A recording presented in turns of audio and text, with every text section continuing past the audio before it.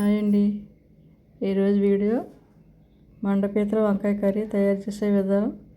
పీతలు నీట్గా క్లీన్ చేసుకున్న తర్వాత కొంచెం మజ్జిగ వేసి కడగాలి. అలా కడగడం వల్ల నీసు వాసన ఉండదు. తర్వాత కొంచెం పసుపు, కొంచెం సాల్ట్ వేసుకుని కలుపుకోవాలి.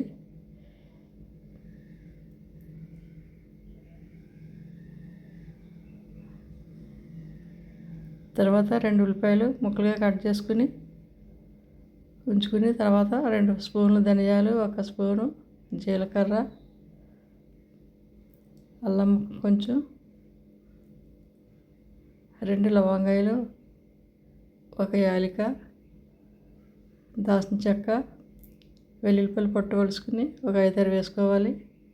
వేసుకుని ఈ ఉల్లిపాయలు కూడా వేసి పేస్ట్ చేసుకుని పక్కన పెట్టుకున్న తర్వాత 2 టమాటీలు కూడా మిక్సీ పట్టుకుని పేస్ట్ అయిన తర్వాత తీసుకుని పక్కన పెట్టుకోవాలి. బౌల్లో తీసుకుని తర్వాత స్టవ్ వెలిగించి కడాయి పెట్టుకోవాలి. 2 వంకాయలు కూడా కోసుకొని ఉప్పు నీటిలో వేసుకోవాలి. ఈ కడాయి హీట్ అయిన తర్వాత ఆయిల్ వేసుకోవాలి. కొంచెం చింతపండు కూడా నానబెట్టుకుని ఉంచుకోవాలి. ఆయిల్ వేసుకున్న తర్వాత కొంచెం మెంతులు వేసుకోవాలి. ఎక్కువ వేయకూడదు, ఎక్కువ వేస్తే చేదు వచ్చేస్తుంది. 3 పచ్చిమిరపకాయలు కూడా చీల్చుకుని వేసుకుని వేపుకోవాలి.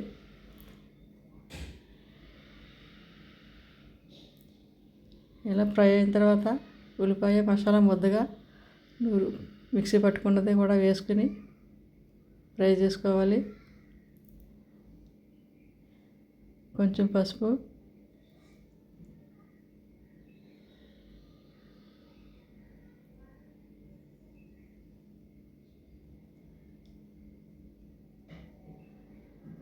టమాటా పేస్ట్ కూడా వేసుకుని బాగా కలపాలి.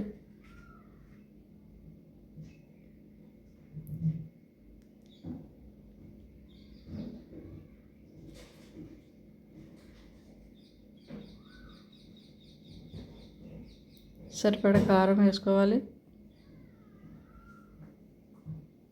వేసుకుని కలపాలి.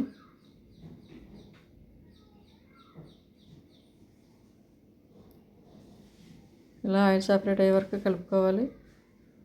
తర్వాత ముందుగా కట్ చేసుకుని ఉంచుకున్న వంకాయ ముక్కలు కూడా వేసుకోవాలి.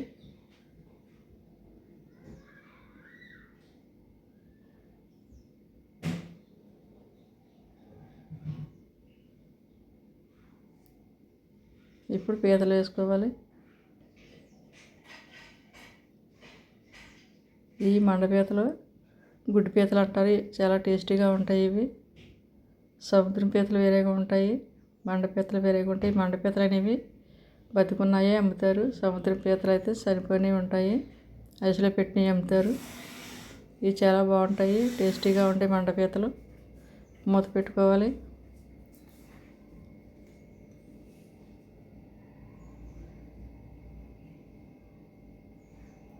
ఇప్పుడు చింతపండు రసం వేసుకోవాలి.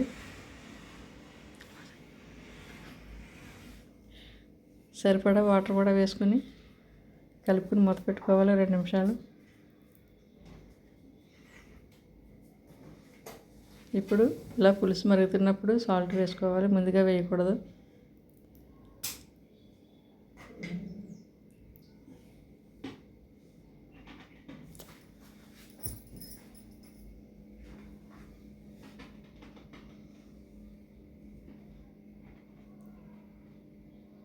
కొంచెం కొత్తిమీర వేసుకోవాలి.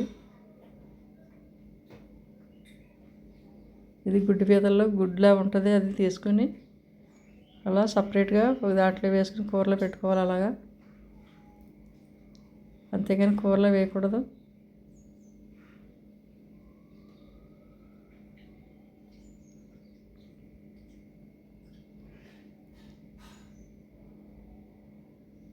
ఇలా ఆయిల్ సపరేట్ అయ్యే వరకు కూర దగ్గర అయ్యే వరకు వండుకోవాలి. తర్వాత లాస్ట్ని కొత్తిమీర వేసుకోవాలి.